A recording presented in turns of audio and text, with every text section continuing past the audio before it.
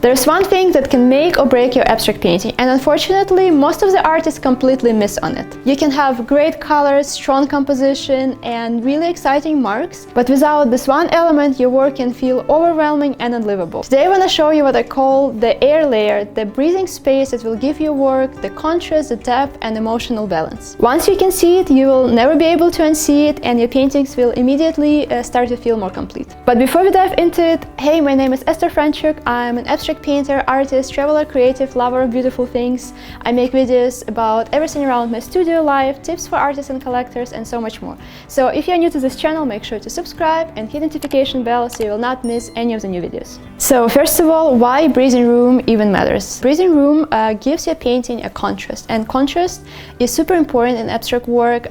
Contrast makes art powerful. Without intentional use of contrast in your work, everything would just scream all at once on the viewer.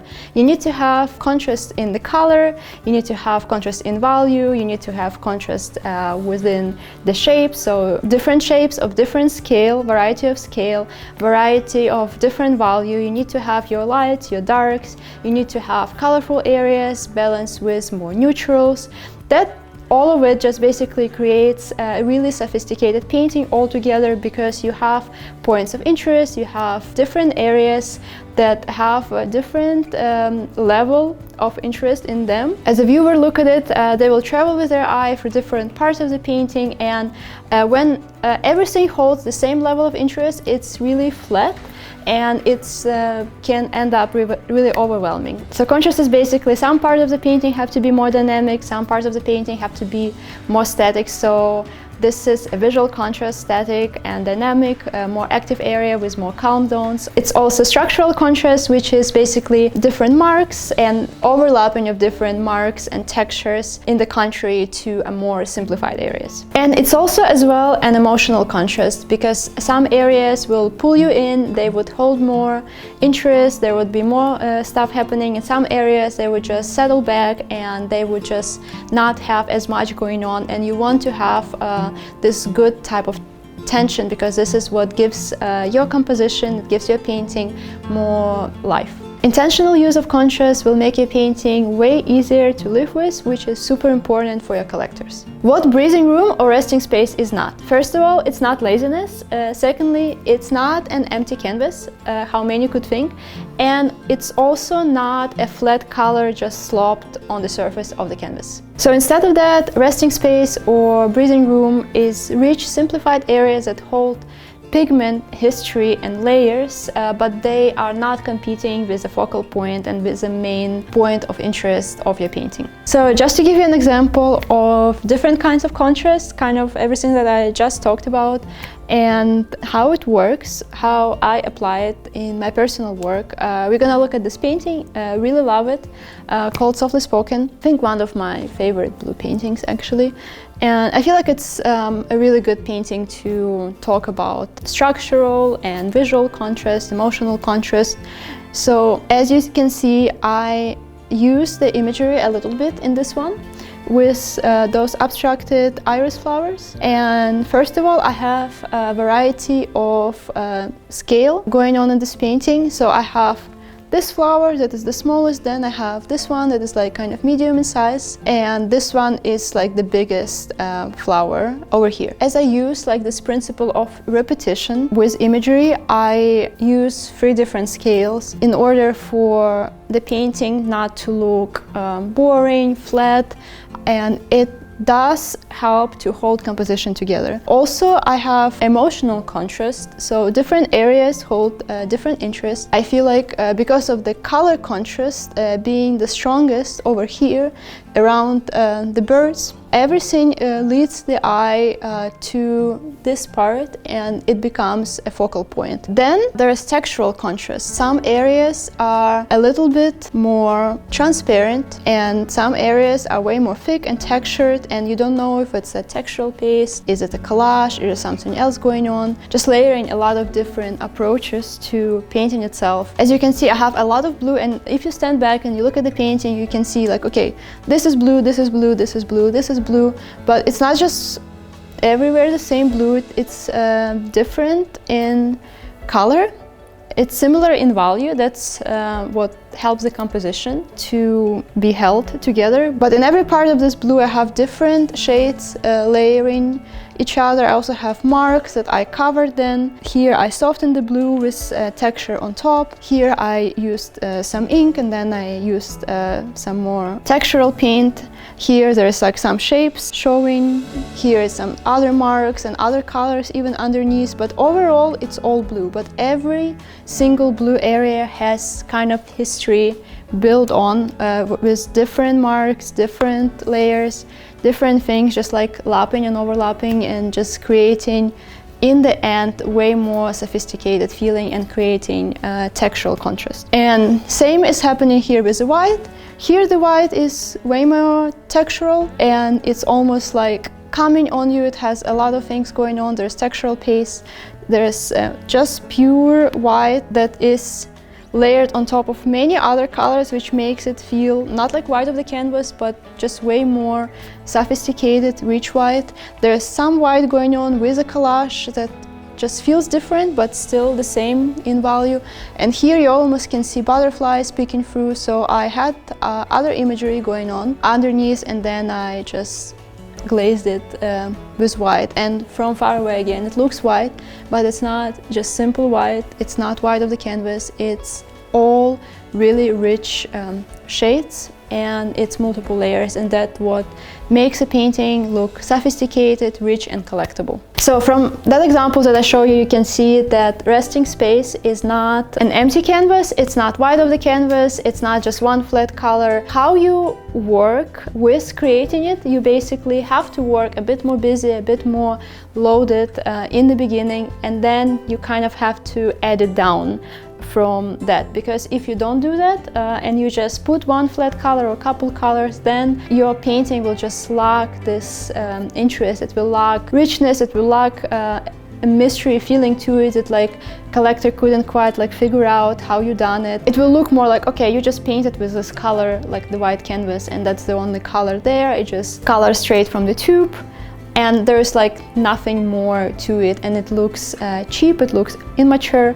If you want your paintings to look rich and to evoke mystery and conversation with the viewer, you need to have multiple layers that you work on and still have a symphony in the piece, still have composition, still have this contrast going on. But again, as I said, you just work towards it and you add more, then you subtract, then you just add it down to where you have a lot of resting space. But this resting space or breathing room is a result of working towards it, and it's not just like leaving things minimal from the beginning. Now, on more practical note, what could be the specific technique, for example, to create this air layer, this breathing room in your work? So first technique that I personally use a lot in my process, and it is simply simplifying. So you start with just adding way more marks that you would keep in the final piece.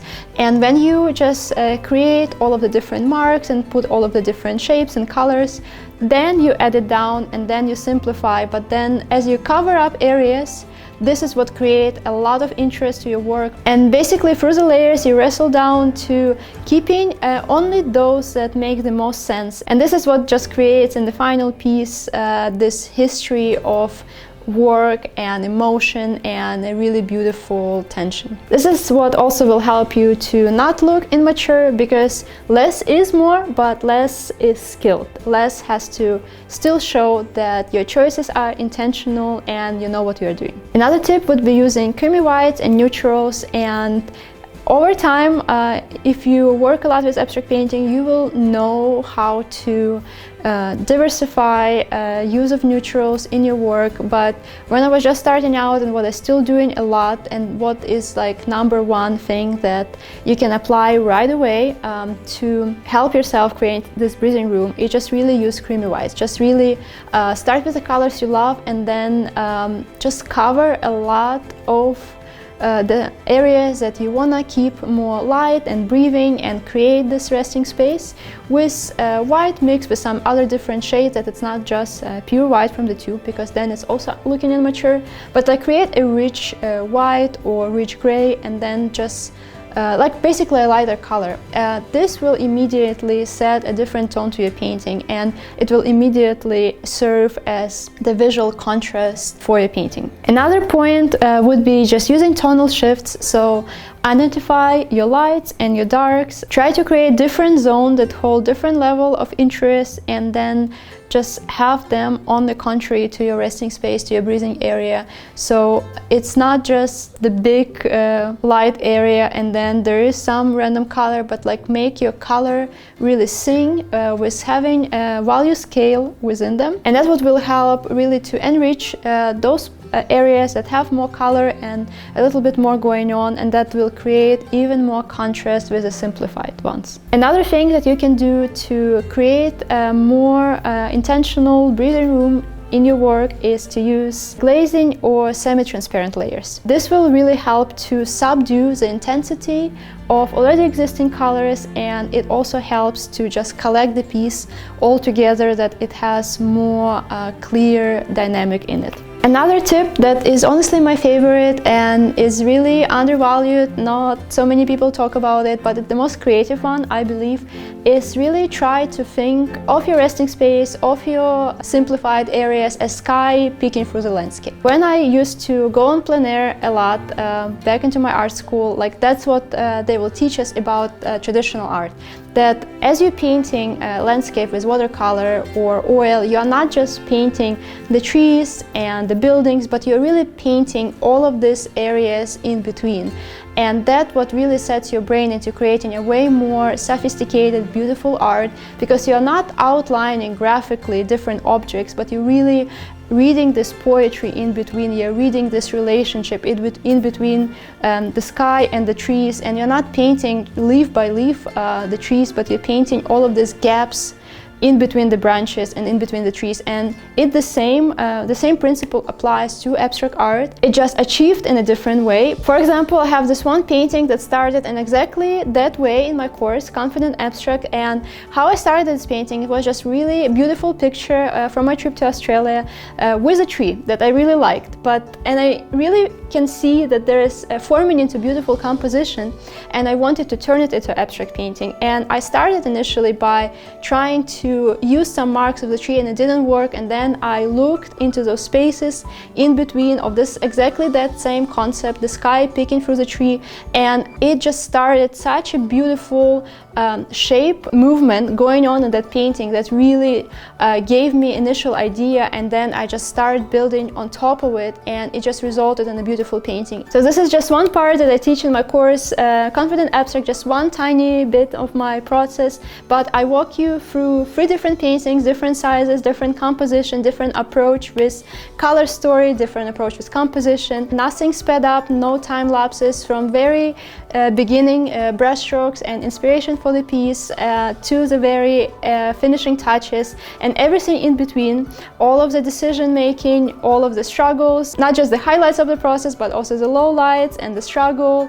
and the breakthrough. Everything is recorded. It's the most vulnerable project I ever put together for other artists, and it also has a lot of helpful tips and compositional solution and exercises. It has 18 go-to compositional solutions that you can immediately apply in your work that I found out work perfectly for abstract art. It has color studies from interior design and just so many more helpful tools and exercises that I use in my personal process, and I believe gonna help you a lot if you're interested in going deeper with abstract art. So if you're interested in not just creating a good breathing room in your art, but also using strong composition, good color palettes, make sure to check the link in the description box down below where you can find all of the information about the course. So if your paintings feels overwhelming or somehow unfinished, the high chances are it does miss the air layer, it does miss the breathing room. So remember, contrast is not always about the color, the shapes and the lines in your painting. It's also about the space. Give your viewer somewhere to rest on, and your painting will truly become the one they can live with. If you found this video helpful, please give it a thumbs up, subscribe to the channel, and check the course link down below. Also, please leave a comment if you heard about breathing room or if it's a new concept for you. Always love reading your guys' comments, and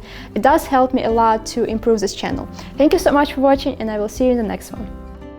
Why does breathing room matter, Esther? Why does breathing room matter? Tell the audience. Why are you keeping those secrets? I'm keeping the secret. is for myself because I want to be the only successful artist on the planet No, don't Earth. do it. You gotta share your knowledge. For what? To have more artists like You need me? a legacy. To have everyone painting like me and to know all of the depth They're of gonna figure it out themselves and find their own style and not copy you. When I was in the art school, that's exactly what they teach us not.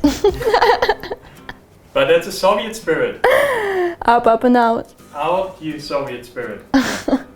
We have abundance spirit here. It's hard to have abundance mindset in Ukraine. Anyway. Any of the post-Soviet people can relate watching the video. Yeah, everyone who immigrated especially. Yeah. Such a difference.